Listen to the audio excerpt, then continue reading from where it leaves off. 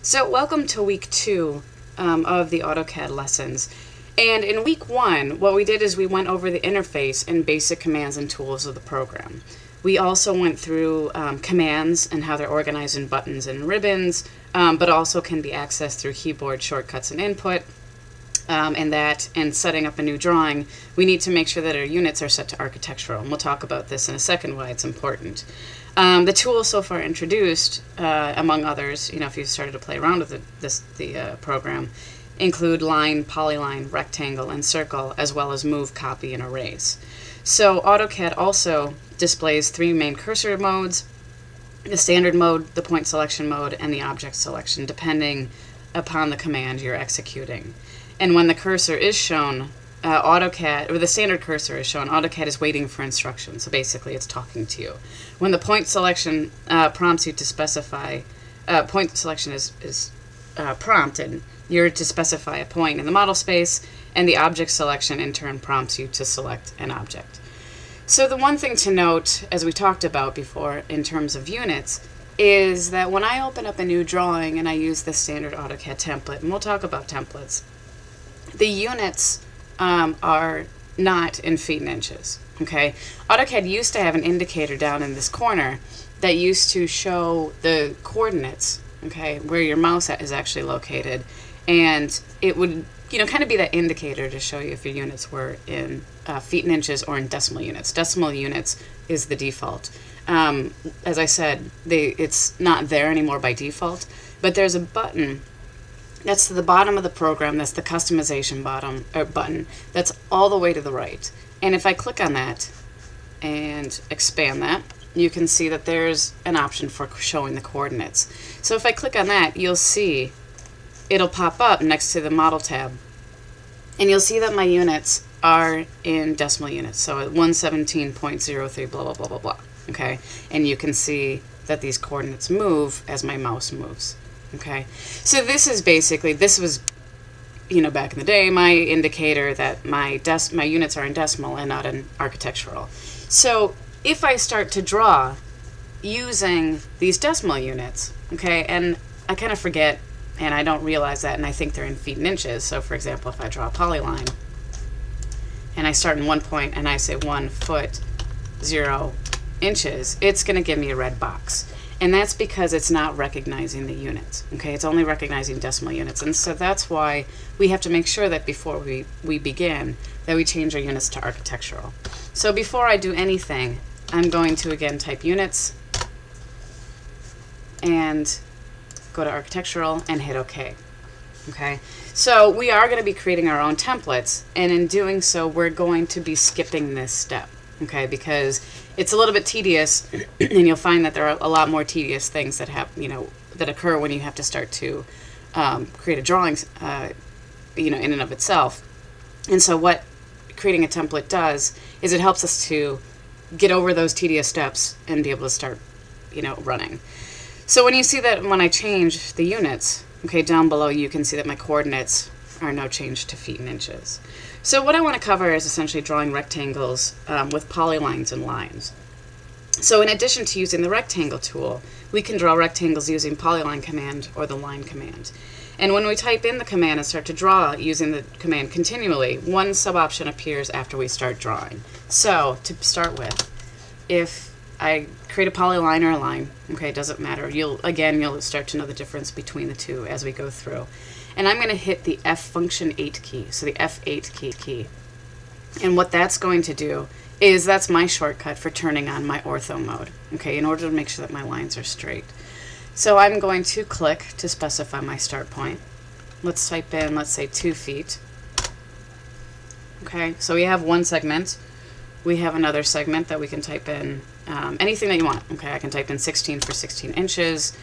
I'm going to move in the other direction, type in 2 feet again, and rather than typing in 16 inches again, okay, if I look down to my sub-options, you can see that there's this one called close. Okay, so if I hit C, okay, and the reason why I know I can hit C is because that's the capital letter in this sub-option, or I could click on the sub-option and hit, in my instance, I'm going to type in C and hit enter. What it does is it closes out the rectangle and then it closes out the command. So by choosing this close option, okay, the object, the line, will return to its origin point, meaning that if we create 3 lines of the rectangle with this tool, then we type in C for close, and the line automatically connects to the start point and closes out the command. So AutoCAD incorporates these little tricks and tools like this in order to get the task done quicker. Okay, if we use the rectangle tool, okay, rather than specifying a first corner point or second corner point, okay, if I have my dynamic input on, okay, which is basically my command line down by my cursor, okay, which is on by default, or you can specify the width down here. Okay, I can start to, after I just specify my first corner first.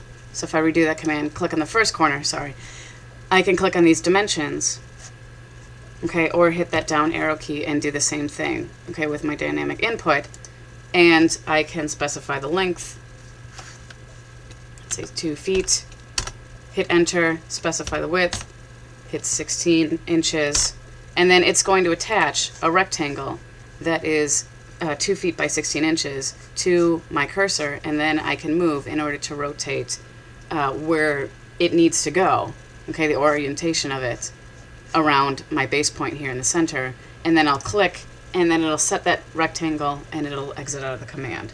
So again, little things like this are programmed and designed into the tool in order to make the tasks go faster.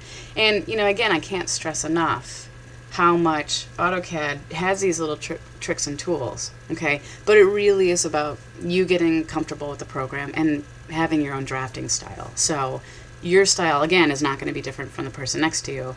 People tend to pick up their, own preferences. There's no right or wrong, it's just how you get the job done. So another thing that I want to do is I want to start to draw lines at an angle. Okay, so you'll often need to draw lines at angles, and there's a couple methods for doing so. So the first method is by starting with the line command or the polyline command, because again, they work the same, and setting your base point. Okay, you can then type angle. Okay, the angle symbol is actually if you hold down Shift and the comma key on a QWERTY keyboard. Okay, it's basically the less than symbol. Okay, or the greater than, whatever's on other side.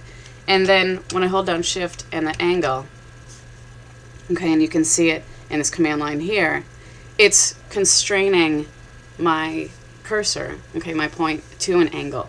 So I can say angle 35, and what it's doing is it's constraining it to positive 35, negative 35. Okay, or basically the 180 degrees from that 35-degree angle. Okay, so that what it's doing is now it's constrained, and I can type in, let's say 3 feet. And then it'll return the cursor back to normal. So that's one way of submitting a line for an angle, okay, or at an angle. The other way is if I do the line command, specify my base point.